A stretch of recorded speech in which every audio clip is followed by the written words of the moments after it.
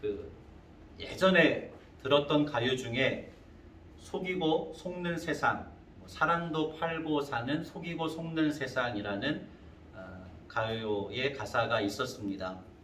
무슨 가사인가 검색을 해봤더니 김수희 씨가 부른 서울 여자라는 노래의 가사였습니다.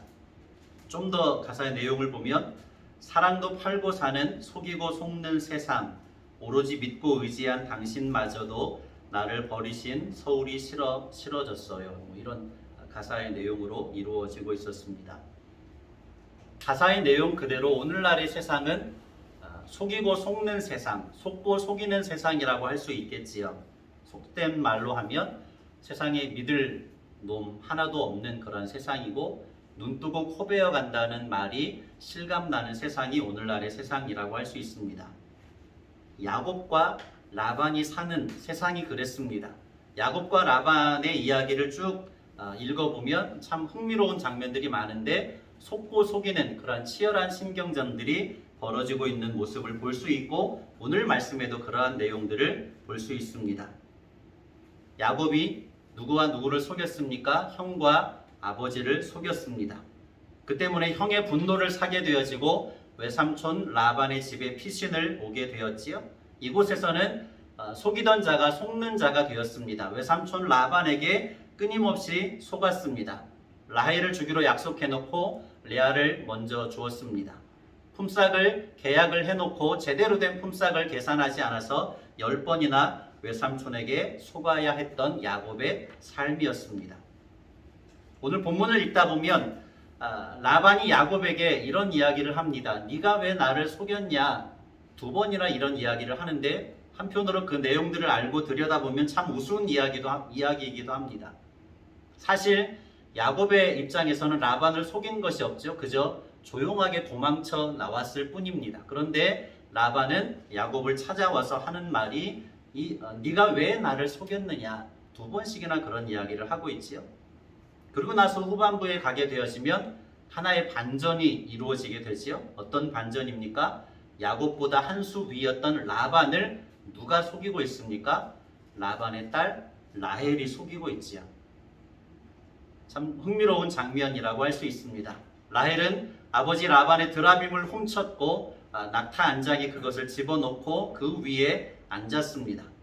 모든 장막을 뒤지면서 드라빔을 찾고 있는 아버지 라반에게 태연하게 무엇이라고 이야기합니까? 제가 마침 생리기간이라서 일어나서 아버지를 영접할 수 없으니 화내지 마시고 나를 용서해 주십시오 라고 하면서 드라빔을 숨겼습니다. 라반은 딸에게 철저하게 속고 있는 것을 오늘 말씀 속에서 보게 되어지지요. 주변의 내용들을 참고하시면서 같이 말씀의 내용으로 들어가 보겠습니다. 야곱이 라반에게 말하지 않고 조용하게 떠났습니다. 그리고 3일이 지났을 때에 라반의 귀에 야곱이 떠났다는 이야기가 들려옵니다. 라반이 어떻게 합니까? 형제들을 불러 모아서 추격하지요. 라반이 불러 모은 형제들은 가까운 일가 친척뿐만 아니라 때에 따라서 싸울 수도 있는 그러한 이웃들을 다 불러 모아서, 장정들을 불러 모아서 야곱을 추적하게 되는 것이지요. 필요하면 싸워서 그 모든 것을 빼앗고자 하는 마음이 라반에게 분명히 있었을 것이지요. 그렇게 7일 만에 라반은 야곱을 따라잡을 수 있었습니다. 아무래도 야곱은 어떻겠습니까? 식솔들과 가축대들을 거느렸기 때문에, 어린아이들도 있었기 때문에 진행 속도가 늦을 수밖에 없습니다. 그래서 열흘을 갔지만 7일 만에 라반이 야곱을 따라잡을 수가 있었던 것이지요. 그리고 야곱을 쫓아온 라반이 43절에 이런 이야기들을 하고 있는 것을 볼 수 있습니다. 무엇 때문에 라반이 야곱을 쫓아왔는지를 43절에서 그 마음을 읽을 수가 있는데, 43절을 한번 볼까요? 라반이 야곱에게 대답하여 이르되 딸들은 내 딸이요 자식들은 내 자식이요 양떼는 내 양떼요 네가 보는 것은 다 내 것이라. 내가 오늘 내 딸들과 그들이 낳은 자식들에게 무엇을 하겠느냐? 무엇이 강조되고 있습니까? 내 딸, 내 자식, 내 양떼 다 내 것이다 라고 하는 이야기를 라반이 야곱에게 하고 있습니다. 야곱의 가진 모든 것들이 자기 것이라고 소유권을 주장하고 있는 거죠. 라반의 무슨 마음을 읽을 수 있습니까? 라반에게 야곱이라고 하는 존재는 사위라기보다는 자신의 재산을 관리해주는, 그리고 그 재산을 불려주는 관리인에 불과했다는 사실을 말씀에서 발견할 수 있는 것이지요. 만약에 하나님께서 라반을 제지하지 않으셨다면 야곱은 어떻게 되었습니까? 빈털터리로 고향으로 돌아가야 했을 것입니다. 아무튼 야곱과 라반이 사는 세상은 속고 속이는 그러한 세상이었습니다. 라반이 야곱을 만나서 하는 말 재미있지요. 26절과 27절을 보게 되어지면 라반의 그 마음이 고스란히 드러나고 있는 것을 알 수 있는데 26절과 27절을 볼까요? 반복되는 말이 있습니다. 라반이 야곱에게 이르되 네가 나를 속이고 내 딸들을 칼에 사로잡힌 자 같이 끌고 갔으니 어찌 이같이 하였느냐. 27절 내가 즐거움과 노래와 북과 수금으로 너를 보내겠거늘 어찌하여 네가 나를 속이고 가만히 도망하고 내게 알리지 아니하였으며. 아멘.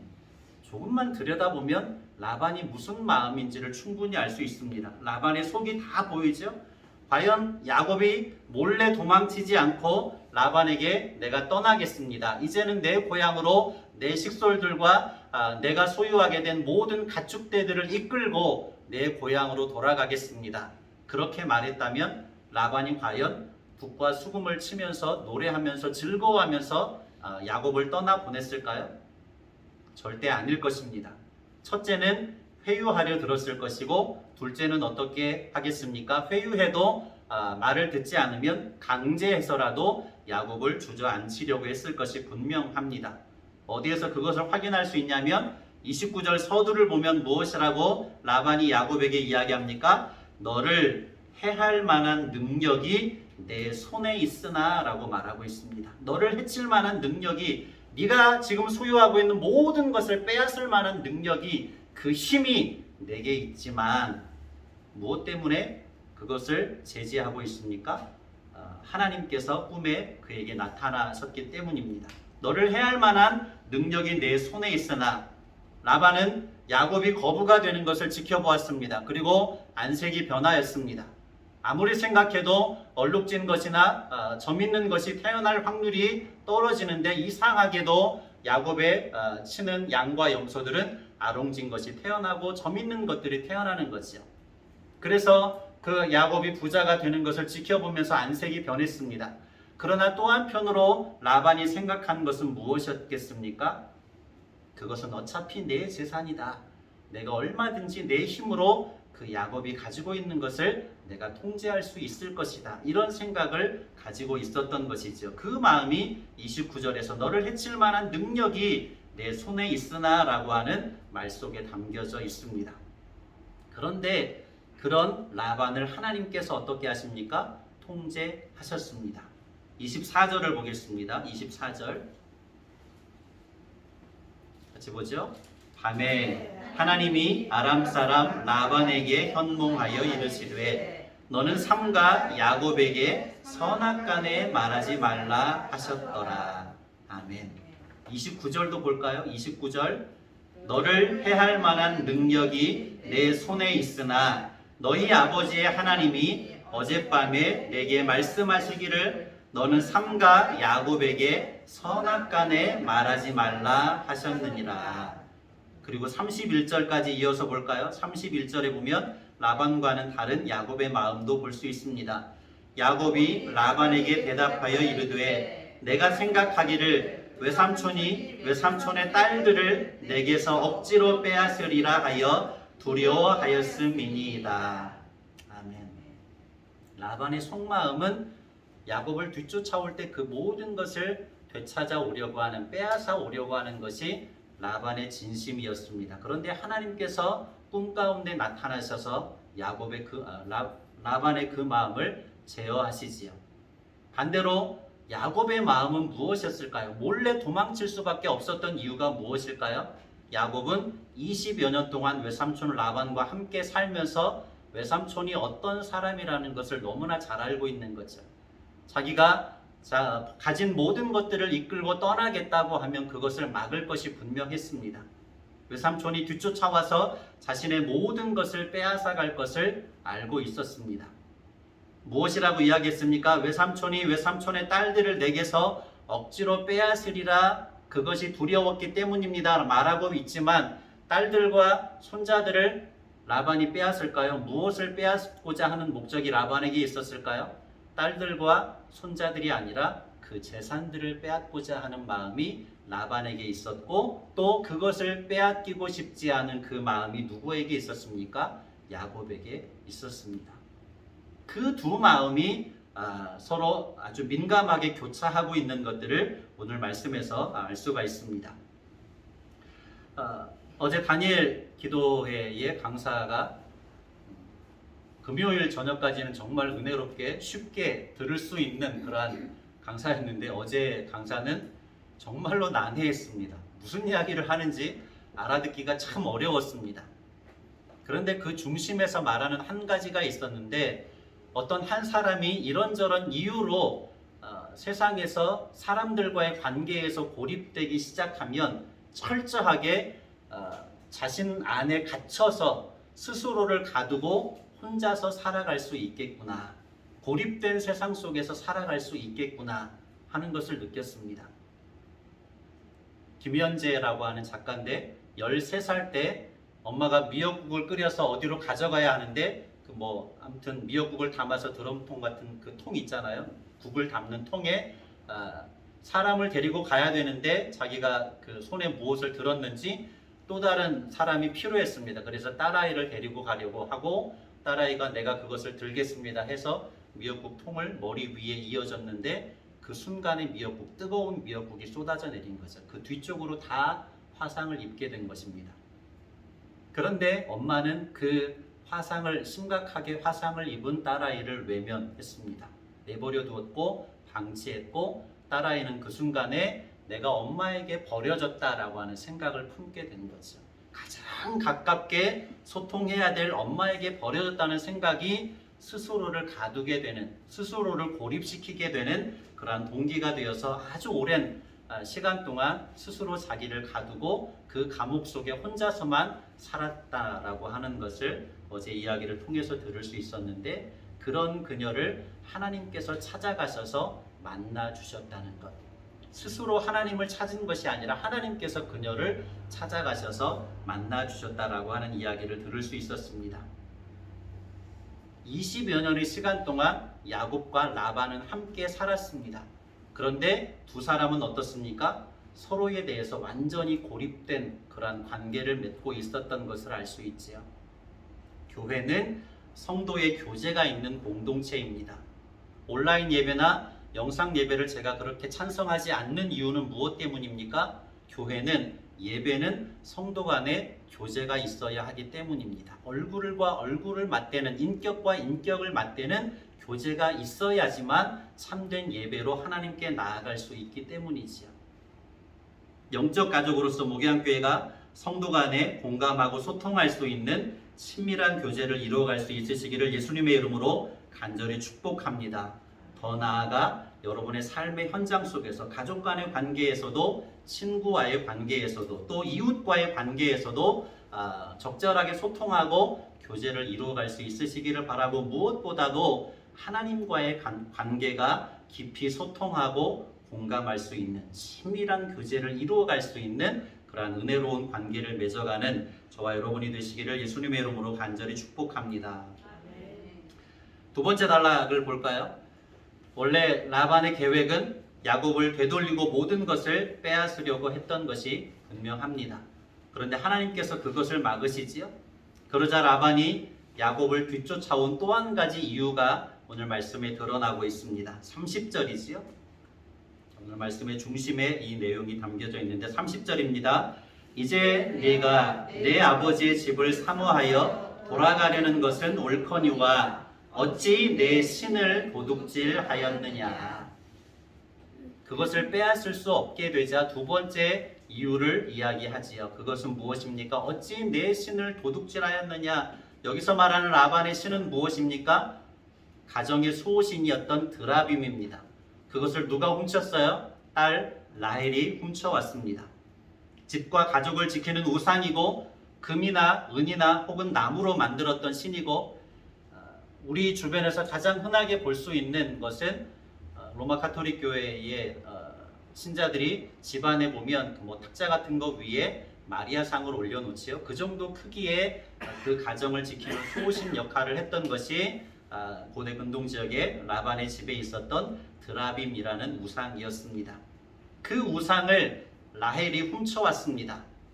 그냥 아무 생각 없이 훔쳐오지는 않았겠지요.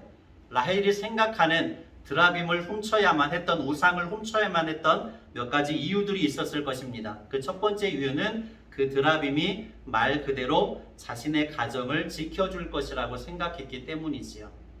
오랜 시간 동안 자라오는 동안 드라빔이라는 우상과 함께 살았기 때문에 라헬에게도 그 우상을 숭배하는 마음이 있었던 거죠. 우상이 내 가정을 지켜줄 것이다. 이제 먼 길을 여행해야 되는데 이 드라빔이 우리 가정을 지켜주기를 바라는 마음 때문에 드라빔을 훔쳤을 것이지요. 두 번째 이유는 무엇이냐면 이 드라빔이 다산과 풍요를 이루어준다고 믿었습니다. 아이에 대한 갈급함이 있는 라헬에게 있어서는 드라빔이 꼭 필요했던 거죠. 이제 요셉을 낳았지만 더 많은 아이를 갖기를 원하였던 라헬이 그러한 소망의 마음을 품고 드라빔을 훔쳐왔습니다. 마지막으로 또 한 가지 중요한 이유가 있는데, 그 당시 고대 근동 지역에서 아버지의 드라빔을 소유한 자녀에게는 그 재산을 상속해 줘야 하는, 아버지의 재산을 상속받을 수 있는 권리가 주어지기도 했습니다. 그래서 아버지의 드라빔을 훔쳐오는 라헬의 마음 가운데는 또 한편에 무슨 마음이 있었던 것이에요? 먼 훗날 다시 아버지의 집에 돌아가게 되면 내가 이 드라빔을 내놓고 아버지의 재산을 상속해달라고 말하려고 했던 그런 마음들도 라헬에게 있었던 것을 알 수 있지요. 그 아버지의 그 딸입니다. 라반 못지않은 라헬이었던 것을 오늘 말씀 속에서 찾아볼 수 있지요. 그렇기 때문에 라반이 드라빔을 찾고자 했던 분명한 이유도 무엇이었겠습니까? 첫 번째, 두 번째보다는 세 번째 이유가 더 컸을 것이죠. 혹시라도 야곱이 되돌아와서 이 드라빔을 내밀면서 내 재산을 상속해 달라라고 말하면 꼼짝없는 거죠. 만일에도 그런 일들이 벌어지면 안 되기 때문에 드라빔을 되찾고자 했습니다. 나중에 후반부에 가게 되어지면 라반과 야곱이 그 계약을 맺게 되는데 52절 말씀을 찾아볼까요? 52절입니다.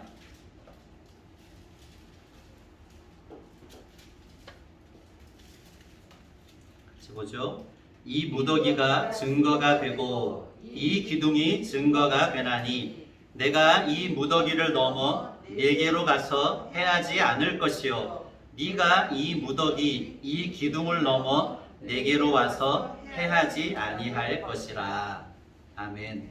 야곱과 라반이 돌무더기와 기둥을 세우고 언약을 맺는 것이지요. 후반부의 내용이 흥미롭죠. 네가 이 무더기 이 기둥을 넘어서 네게로 와서 해하지 아니할 것이라. 혹시라도 야곱이 되돌아와서 이 기둥을 넘어와서 그 상속에 대한 권리를 주장할 것을 염려한 라반의 마음을 어렴풋이 읽어낼 수 있습니다. 아무튼 이런 내용들은 그러나 오늘 본문에서 크게 중요하다고 할 수 없습니다. 더 중요한 내용이 이제 34절, 35절에서 찾을 수 있는데요. 34절과 35절의 말씀을 찾아볼까요? 34절과 35절을 같이 읽습니다. 라헬이 그 드라빔을 가져 낙타 안장 아래에 놓고 그 위에 앉은지라. 라반이 그 장막에서 찾다가 찾아내지 못하매 라헬이 그의 아버지에게 이르되 마침 생리가 있어 일어나서 영접할 수 없사오니 내 주는 노하지 마소서 하니라. 라반이 그 드라빔을 두루 찾다가 찾아내지 못한지라. 아멘.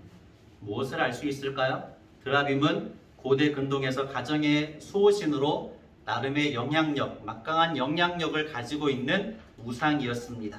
모든 가정들마다 드라빔이 있었고 아마 라반이 그의 식솔들에게 딸들에게도 드라빔을 만들어서 주었을 것입니다. 그럼에도 라헬이 아버지의 드라빔을 훔쳐왔다라고 하는 것은 아까 말씀드렸듯이 상속에 대한 그 마음이 그 속에 있었던 것을 알 수 있죠.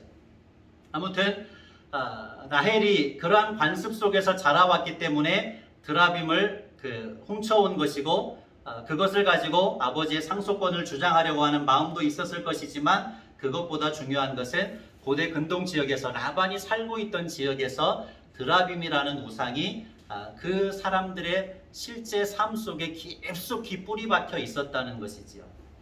그만큼 그들의 삶 속에서 엄청난 영향력을 행사하고 있었던 우상이 드라빔이었습니다. 그런데 오늘 말씀의 내용들을 자세히 들여다보면 살아계셔서 역사하시는 하나님과 죽은 신, 무능한 신, 아무것도 할 수 없는 드라빔이라고 하는 우상신이 대비되고 있는 것을 알 수 있습니다. 하나님이 어떻게 역사하십니까? 살아계셔서 역사하시는 하나님은 야곱을 뒤쫓아오는, 야곱의 모든 것을 되찾고자 하는, 빼앗고자 하는 라반을 제지시키지요. 그리고 무엇을 하셨습니까? 베델에서의 약속을 이루어 주시기 위해서 어떤 일들을 하셨습니까? 양과 염소가 새끼를 낳을 때에 아롱진 것과 점 있는 것을 태어나게 하셨습니다. 지난 시간에도 나누었던 것처럼 신풍나무 가지나 버드나무 가지를 물가에 세워 놓았기 때문에 양과 염소가 아롱진 것과 점 있는 것을 태어나게 한 것이 아닙니다. 하나님께서 강권적으로 그렇게 되도록 역사하신 것이지요. 무엇 때문에? 베델에서 야곱과 맺은 언약을 성취되도록 하시기 위해서 이루신 역사였습니다. 하나님께서는 살아계셔서 역사하시는 하나님이시고 우리를 위하여서 일하시는 하나님이시지요. 반대로 드라빔은 어떻습니까? 죽은 신이지요. 라반이 그렇게 찾고 찾아도 드라빔은 찾을 수 없었습니다. 그 흔적도 볼 수 없었지요. 속이는 자였던 라반이 지금은 딸에게 완전히 속아 넘어가고 있는 것을 볼 수 있지요. 고대 근동 지역에서 생리 중인 여인은 어떤 여자로 취급되었습니까? 오늘날의 시대와는 다르지만 고대 근동 지역에서는 생리 중인 여자가 불결한 여자로 여겨졌습니다. 그 불결한 생리 중인 여자가 드라빔을 그 낙타의 안장 속에 집어넣고 어떻게 하고 있습니까? 깔고 앉아 있는 거죠. 무엇을 말하고 있는 것일까요? 드라빔이라고 하는 우상의 무기력함을 말하고 있습니다. 무능함을 말하고 있죠. 죽은 신이라고 하는 것을 드러내고 있습니다. 열왕기상에서 무엇을 볼 수 있습니까? 엘리야와 바알과 아세라의 그 선지자들과의 대결을 볼 수 있지요. 제단을 쌓아놓고 나뭇가지 위에 송아지를 잡아서 올려놓았습니다. 아무리 바알과 아세라의 선지자들이 울부짖어봤지만, 옷을 찢으면서 울부짖었지만, 칼로 자해를 하면서까지 자기들의 신에게 불을 내려서 태워달라고 울부짖었지만 그들의 신은 죽은 신이었기 때문에 응답하지 않았습니다. 그런데 엘리야가 어떻게 합니까? 제단을 쌓고 그 주변에 고랑을 파고 물동이 12동이나 되는 물을 부었습니다. 고랑에 물이 철렁철렁 흘러 넘치고 있었지요. 그리고 나서 하나님께 기도했을 때에 얼마 지나지 않아서 하늘에서 불이 내려와서 그 제단 위에 있던 송아지를 태워버렸고 고랑에 철렁철렁 넘치던 물까지 말려버렸습니다. 살아계셔서 역사하시는 하나님을 보여주고 있는 거죠. 바알과 아세라와 같은 죽은 신이 아니라고 하는 사실을 명백하게 하나님께서는 나타내 보여주고 있는 것입니다. 오늘 말씀에도 드라빔이라고 하는 우상은 철저하게 죽은 신이고 무능한 신이고 무기력한 신인 반면에 여호와 하나님은 살아계셔서 우리를 위하여서 일하시는 분이라는 것을 명백하게 드러내고 있습니다. 42절입니다. 42절을 같이 보죠.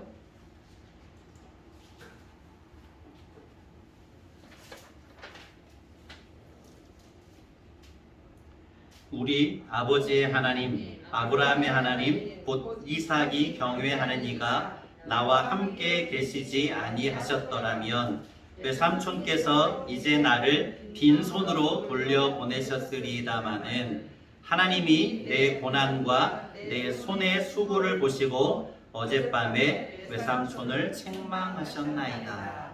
누가? 하나님께서 나의 고난과 나의 손의 수고를 보시고 어젯밤에 외삼촌에게 나타나셔서 외삼촌을 책망하셨나이다.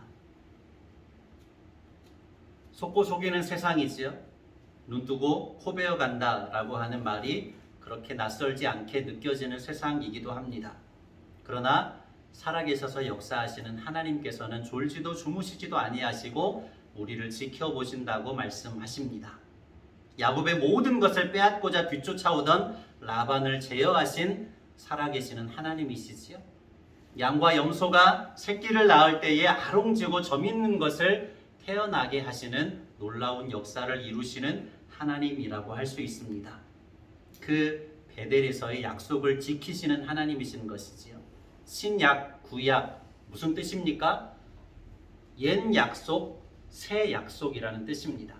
성경은 하나님의 약속을 담고 있는 책이지요.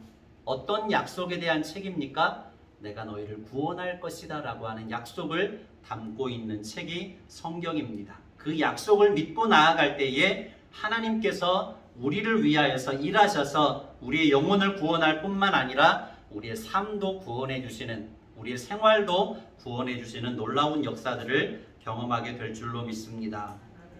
정리하면 말씀드렸듯이 스스로 완전히 고립되어서 살아가던 김현재 집사님을 하나님께서 찾아가셔서 만나 주셨습니다.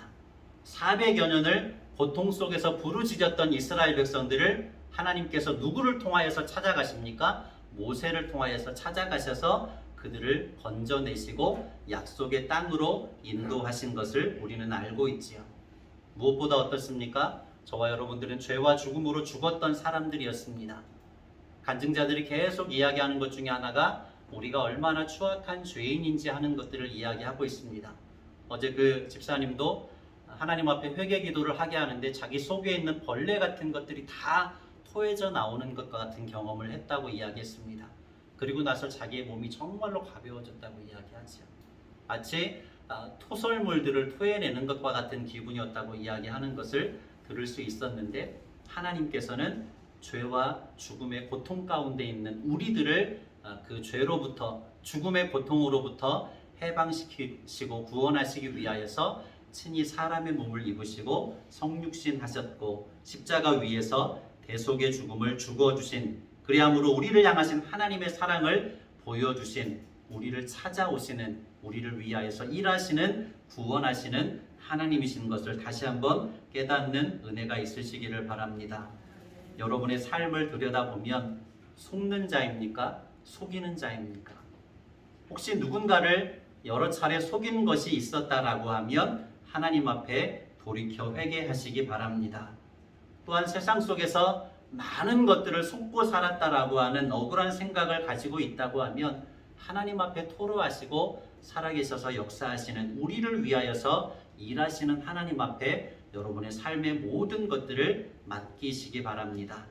그렇게 하나님의 약속을 믿고 신뢰하며 나아갈 때에 우리를 위하여서 일하시는, 살아계셔서 역사하시는 그 하나님의 놀라운 은혜가 저와 여러분의 삶 속에 충만하게 될 줄로 믿습니다. 그와 같은 베델의 하나님의 역사를 날마다 새롭게 경험하시는 저와 여러분의 신앙의 삶이 되시기를 예수님의 이름으로 간절히 축복합니다.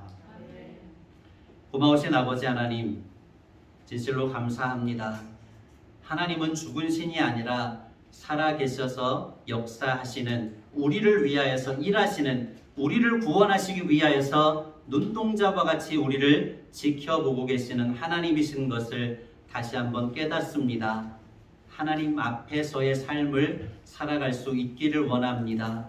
하나님의 약속의 말씀을 붙잡고 성실하게 살아나아감으로 말미암아 살아계셔서 우리를 위하여서 일하시는 하나님의 놀라운 역사를 날마다 새롭게 경험하는 목요한 교회가 되게 하시고 사랑하는 권속들의 삶이 되게 하여 주시옵소서. 간절히 축복하며 예수님의 이름으로 기도드립니다. 아멘.